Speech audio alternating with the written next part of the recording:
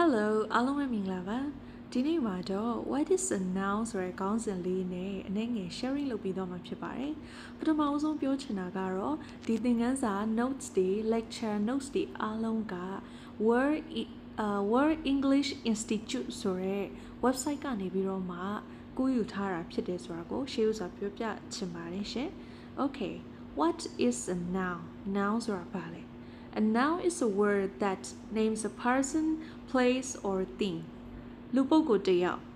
လူပုဂ္ဂိုလ်ရဲ့နာမည်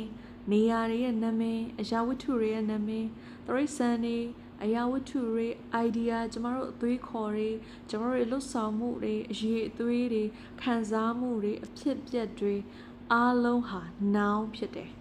name ပေါ့နော် noun ရဲ့အဓိပ္ပာယ်က name အဲ့တော့ရှော့တွေမစင်စားဘူးနာမည်ဟူသမျှဟာ noun ဖြစ်တယ်တခါတလေမြန်မာသရာကအရန်ကိုရှင်းပါတယ်သက်ရှိသမဲ့ dressy drama တို့ဤအမိဟူသမျှကို noun ဟုခေါ်သည်ဒါအရန်လွယ်တယ်အဲ့တော့ all people have names လူသားအလုံးမှာနာမည်ရှိပါတယ်တဲ့ what are your names မင်းနာမည်ရောဘာလဲတဲ့ရေးချလိုက်ပါတဲ့အဲ့တော့ကျမနာမည်ကျမရဲ့ဒီ TikTok account နာမည်ဆိုရင် Blessed Sian so Blessed Sian is my name အဲ့တော့ဒါကျမရဲ့နာမည်အဲ့တော့ဘာဖြစ်သွားလဲသူက noun အဲ့တော့တင့်နာမည်တကယ်လို့တင့်နာမည်ကကြော်ဆိုရင်ကြော်ဆိုတဲ့နာမည်လေးက noun ဖြစ်ပါတယ်လှလှဆိုရင်လှဆိုတဲ့နာမည်လေးက noun ဖြစ်ပါတယ်အဲ့တော့ကျမတို့မှာနာမည်ဆိုရင် noun ဆိုရင်ကျမတို့ကိုယ်ပိုင် Sian Blessed Sian ဆိုတဲ့ဒီနာမည်လေးတစ်ခုပဲမဟုတ်ဘူးကျမတို့ဖြစ်တည်မှုကဘာလဲဆိုတာရှိသေးတယ်ကျမတို့ကျောင်းသား student ဖြစ်မယ် teacher a worker a boy a girl man woman เนาะကျမတို့မိန်းမလားယောက်ျားလားကောင်ကလေးလားကောင်မလေးလားအလုပ်သမားလားဆရာမလားကျောင်းသားလားဒါကကျမတို့ဖြစ်တည်မှုဟာလဲ noun ပဲဖြစ်ပါတယ်ပြီးရင်ကျမတို့နောက်တစ်မျိုးဘာဖြစ်နိုင်သေးလဲbrother sister son daughter mother father เนาะအဖေလားအမေလားသားလားသမီးလားအကိုလားအမလားမောင်လားညီမလားဒါတွေဟာလည်းကျမတို့ဖြစ်တည်မှုပါပဲအဲ့ဒါကိုလည်း noun လို့ပဲခေါ်ပါတယ်အဲ့တော့နောက်တစ်ခုအနေနဲ့ဆိုရင်နေရာဒေသတွေမှာလည်းနာမည်ရှိပါတယ်အဲ့ဒါတွေကလည်း noun ပဲဖြစ်ပါတယ်ကျွန်တော်တို့ဘယ်မှာနေလဲဘယ်လမ်းလဲเนาะဥပမာဘယ်မှာနေလဲလဲတန်းမှာနေတယ်ဥပမာတာဂီတမှာနေတယ်ဒါဟာလည်း noun ပါပဲပြီးရင်ပြည်နယ်အနေနဲ့ဆိုရင်လည်းဘယ်ပြည်နယ်မှာနေလဲချင်းပြည်နယ်မှာနေတယ်ကချင်ပြည်နယ်မှာနေတယ် state ပေါ့နော် Kachin state Chin state so this is also a noun ပဲဖြစ်ပါတယ်ဘယ်မြစ်ဘယ်ရေကန်ဘယ်နေရာဒေသအရာအဲ့ဒါတွေအားလုံးကလည်း noun ပဲဖြစ်ပါတယ်အဲ့တော့ပြီးရင်ကျမတို့ကတနေ့ကိုစတင်လိုက်တဲ့အခါမှာဒီနေ့ဘာစားမလဲ breakfast စားမယ် breakfast အနေနဲ့ပေါင်မုတ်လေးလက်ဖက်ရည်လေး coffee လေးပေါ့နော်စားမယ်တောက်မယ် lunch နေ့လယ်စာအနေနဲ့ဆိုတော့ထမင်းနဲ့rice and curry ဘာဟင်းလေးစားမယ်ကျွန်တော်တို့ list လုပ်လိုက်တယ်အဲ့ list လုပ်လိုက်တဲ့ဟင်းလေးတွေအစားတောက်လေးတွေကလည်း noun ပဲဖြစ်ပါတယ်เนาะပြီးရင်အပြင်မှာတွေ့ရတဲ့တစ်ပင်တွေခြုံတွေမြက်တွေငါးတွေငှက်တွေတရိษံတွေဒါတွေဟာလည်း noun ပဲဖြစ်ပါတယ်ပြီးရင်ကျွန်တော်တို့ရဲ့မမြင်ရတဲ့ wisdom အသိပညာတွေ power အင်အားကြီးမှုတွေ truth အမှန်တရားတွေဒါတွေဟာလည်း noun ပဲဖြစ်ပါတယ်ကျွန်တော်တို့ခံစားမှုကြောက်ရွံ့တယ်ချစ်တယ်ပျော်တယ်ကြည်နူးတယ်ပျော်ရွှင်တယ်ပေါ့နော်ဒါတွေအားလုံးဟာဆိုရင်လည်း noun ပဲဖြစ်ပါတယ်အဲ့တော့ noun ဆိုတာကနာမည်ဟူသမျှကိုခေါ်တာဖြစ်တယ်ဆိုတာကိုဒီလောက်ဆိုရင်သဘောပေါက်လောက်ပြီထင်ပါတယ်ဒါကတော်တော်လေးကိုအသေးစိတ်ရှင်းပြထားတာဖြစ်ပါတယ်ဥပမာအဖြစ်ကျွန်တော်တို့ဒီဇာတ်ကွက်လေးကိုကြည့်လိုက်ပါ person လူပုဂ္ဂိုလ် place နေရာ thing အရာဝတ္ထုဆိုပြီးရေးထားပါတယ်အဲ့တော့လူဆိုရင် child mother president ပြောရနော်ဒါကလူဒါ noun နေပဲနော် place နေရာမှာဆိုရင်လဲ school nursery company ပြီးရင်thing အရာဝတ္ထုဆိုရင် desk diaper profit နော်ဒါတွေက noun တွေပဲဖြစ်ပါတယ်ဒါဥပမာတွေပြထားတာပါ okay ဒါကတော့ noun ရဲ့အဓိပ္ပာယ်ကိုကျွန်တော်တို့ဖွင့်ဆိုပြီးတော့မှဥပမာလေးတွေနဲ့ရှင်းပြခဲ့တာဖြစ်ပါတယ်အခုကတော့တစ်ခုချင်းစီသွားပြီးလေ့လာပါမယ် proper noun common noun collective noun ဒီသုံးခုကိုအရင်လေ့လာပါမယ် proper noun ဆိုတာလေးကိုနံပါတ်1လေ့လာလိုက်မယ် a proper noun names a specific person place or thing and always begins with a capital letter တော့ proper noun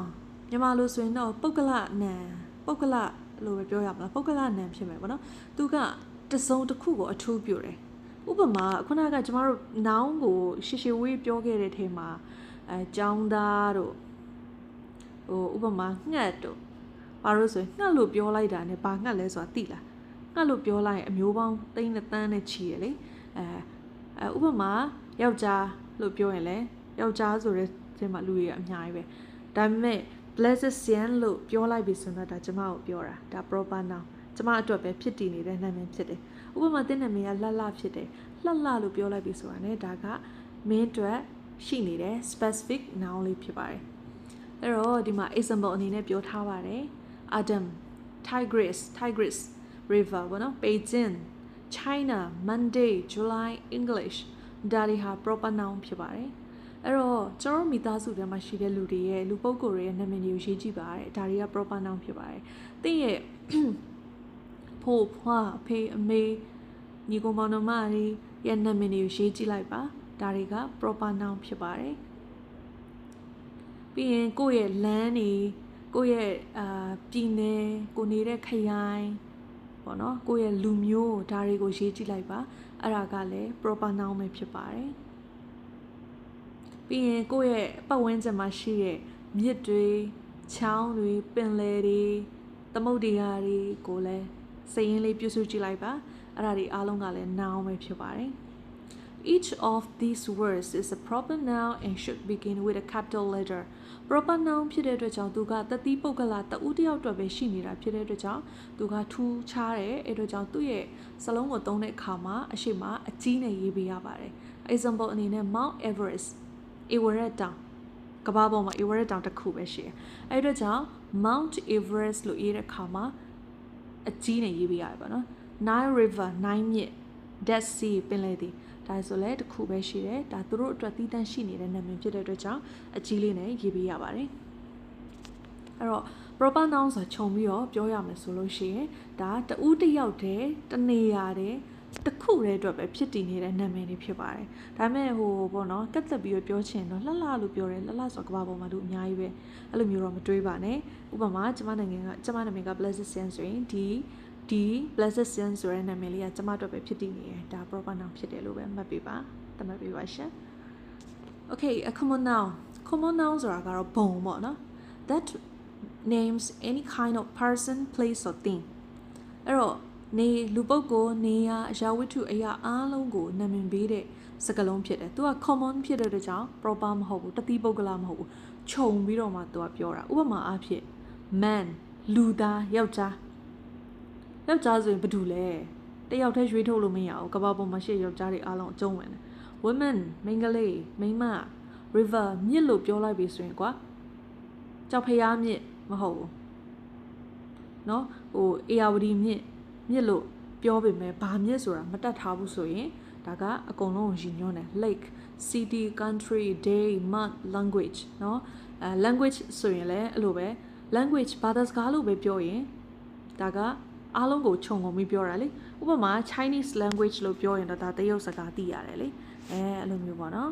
အဲ့တော့ a common noun never begins with a capital letter except the beginning of a sentence or when used with a proper noun အဲ့တော့ဒီ common noun တွေကတော့တဲ့သူကအကြီးနဲ့စရေးစရာမလိုပါဘူးတဲ့ဒါပေမဲ့ proper noun နဲ့ရေးတဲ့အခါမှာတော့တွဲတဲ့အခါမှာတော့အကြီးနဲ့ရေးရပါတယ်ခုနကတော့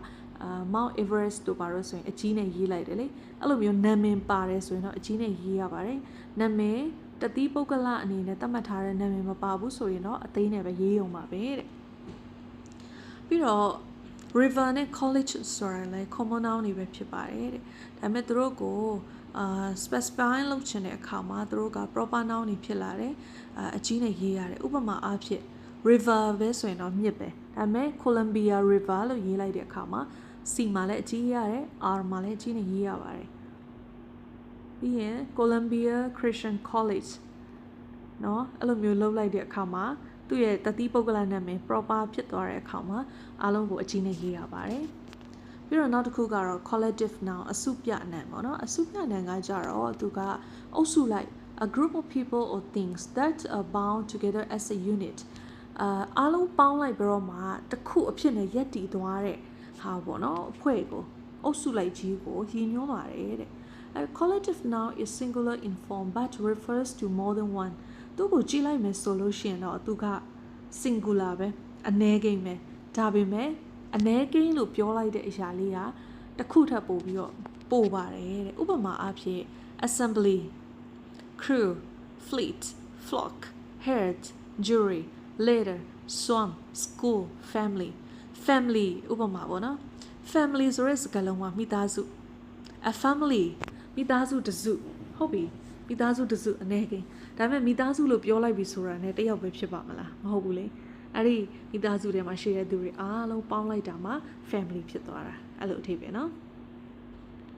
နောက်တစ်ခု concrete and abstract nouns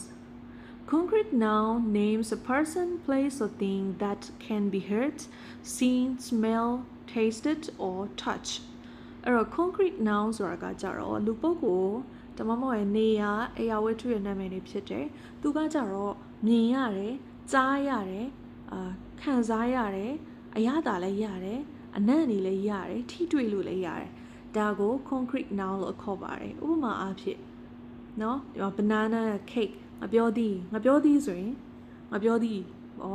ဆိုတော့ဒီလိုမြင်ရတယ်စားလို့ရတယ်ငါပြောသည်အနံ့လေးရဘလို့အရသာလေးရဘလို့ကိုင်းကြည့်လို့ရတယ်ပြီး cake ကိတ်မှုဆိုရင်လည်းကိတ်မှုလေးရဘလို့မြင်လို့ရတယ်စားလို့ရတယ် train oil pig man ဒါဥပမာပေးထားတာပေါ့နော်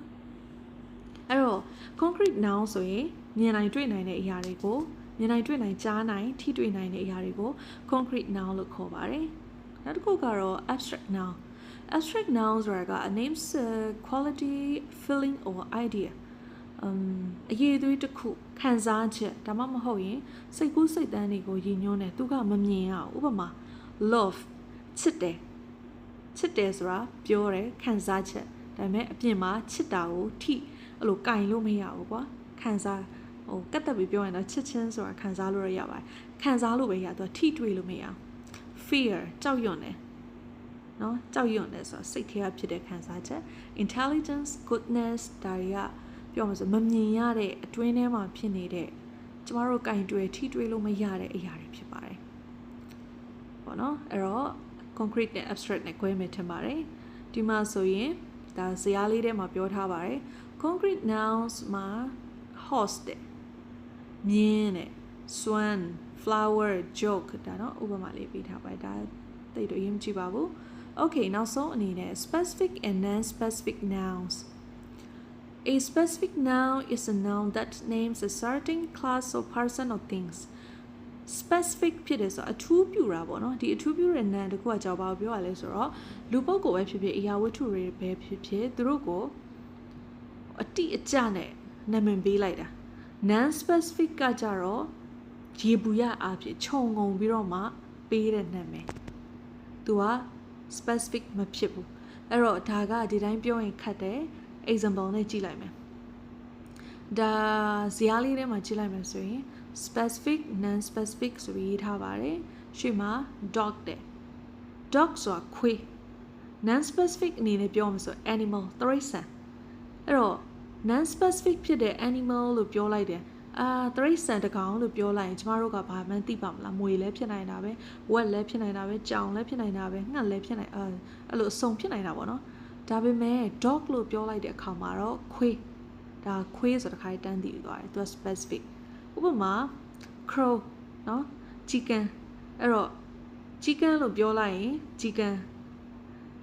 တိသွားတယ်ဒါပေမဲ့ non specific အနေနဲ့ဘုံပြောရမှာဆိုငှက်တကောင်